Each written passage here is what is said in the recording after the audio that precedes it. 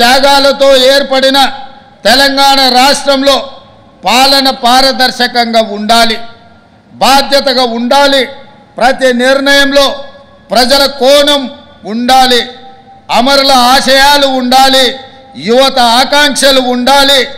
మేం బాధ్యతలు స్వీకరించిన క్షణం నుండి ఆ దిశగానే అడుగులు వేస్తున్నాం. 10 ఏళ్లలో విధ్వంసమైన తెలంగాణను సాంస్కృతికంగా ఆర్థికంగా పునరుజ్జీవం చేయాల్సిన అవసరాన్ని మేము గుర్తించాము. తెలంగాణ సంస్కృతి అంటే మా ఇంటి సంస్కృతి, తెలంగాణ అస్తిత్వం అంటే మా కుటుంబం అస్తిత్వం అని గత పాలకులు భావించారు. తెలంగాణ జాతి తమ దయా దాక్షిణ్యాలపై ఆధారపడి ఉంటుందని భావించారు, భ్రమించారు.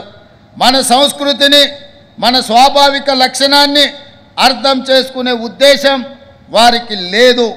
నిజాంనే మట్టి కనిపించిన చరిత్ర తెలంగాణకు ఉన్నదన్న విషయం వారు విస్మరించారు. మీ బిడ్డగా తెలంగాణ గుండె చప్పుడు తెలిసిన వాడిగా అధికారంలోకి రాగానే సాంస్కృతిక పునరుజ్జీవనానికి నాంది పలికాము. ఉద్యమ కాలంలో తెలంగాణ ఆకాంక్షలను గలమెత్తి వినిపించిన అందశ్రీ రచించిన జయ జయ హే తెలంగాణ జననీ జయకేతనం గీతాన్ని మన రాష్ట్ర అధికారిక గీతంగా ప్రకటించి తెలంగాణ సాంస్కృతిక పునరుజ్జీవనానికి శ్రీకారం చుట్టినం. తెలంగాణ రాష్ట్ర సంక్షిప్త నామం టీఎస్ నుండి టీజీగా మార్చినం. ఇది కేవలం అక్షర మార్పు కాదు, ప్రజల ఆకాంక్ష తీర్పు. రాష్ట్ర పరిపాలన కేంద్రమైన సచివాలయంలో ఇటీవల తెలంగాణ తల్లి విగ్రహ ప్రతిష్టకు భూమి పూజ చేసుకున్నాం.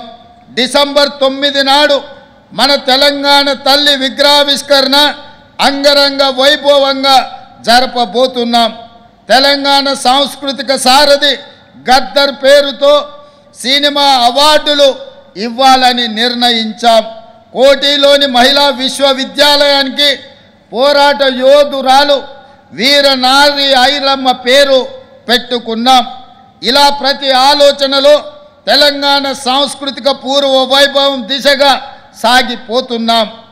గత 10 ఏళ్లలో రాష్ట్ర ఆర్థిక వ్యవస్థను కుక్కలు చెంపిన విస్తరిలా తయారు చేశారు. 7 లక్షల కోట్ల అప్పు, ప్రతి నెల 6,500 కోట్ల మేర అసలు వడ్డీ కలిపి బకాయిలు చెల్లించాల్సిన పరిస్థితుల్లో మేం బాధ్యతలు స్వీకరించాం. ప్రజలకు ఇచ్చిన మాట ప్రకారం 6 గ్యారెంటీలను అమలు చేయడం, ఆర్థిక వ్యవస్థను గాడిలో పెట్టడం ఒక సవాలుగా స్వీకరించాం. అప్పుల పునర్వ్యవస్థీకరణ ద్వారా పరిస్థితిని చక్కదిద్దేందుకు శాయశక్తులా ప్రయత్నిస్తున్నాం. ఆదాయ లీకేజీలు అరికట్టాం. కేంద్రం నుండి మన హక్కుగా రావాల్సిన ప్రతి పైసా తెచ్చుకోవడానికి గట్టి ప్రయత్నాలు చేస్తున్నాం.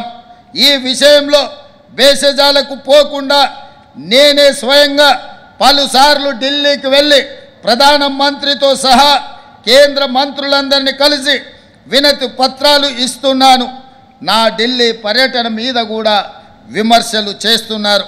కాలు కదపకుండా ఇంట్లో సేద తీరడానికి నేనేం ఫామ్ హౌస్ ముఖ్యమంత్రిని కాదు, పనిచేసే ముఖ్యమంత్రిని.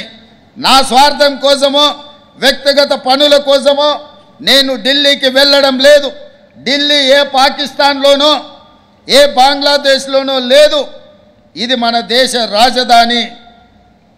ఫెడరల్ వ్యవస్థ రాష్ట్రాలకు కేంద్రానికి మధ్య అనేక అంశాలు ఉంటాయి. రాష్ట్రం నుండి మనం పన్నుల రూపంలో కొన్ని లక్షల కోట్ల రూపాయలు కడుతున్నాము. అందులో మన వాటా తిరిగి తెచ్చుకోవడం మన హక్కు. ఆ హక్కుల సాధన కోసం ఎన్నిసార్లైనా ఢిల్లీకి వెళుతాము. ఇటీవల 16వ ఆర్థిక సంఘం ముందు గట్టిగా మన వాదనలను వినిపించాం. కేంద్ర పన్నుల్లో రాష్ట్రాలకు 50% వాటా ఇవ్వాల్సిందేనని డిమాండ్ చేశాము. మన రాష్ట్రాన్ని ప్రపంచ వేదికపై ఫ్యూచర్ స్టేట్గా బ్రాండ్ చేస్తున్నాము. పెట్టుబడుల ఆకర్షణలో ఇదొక వ్యూహాత్మక ప్రయత్నం.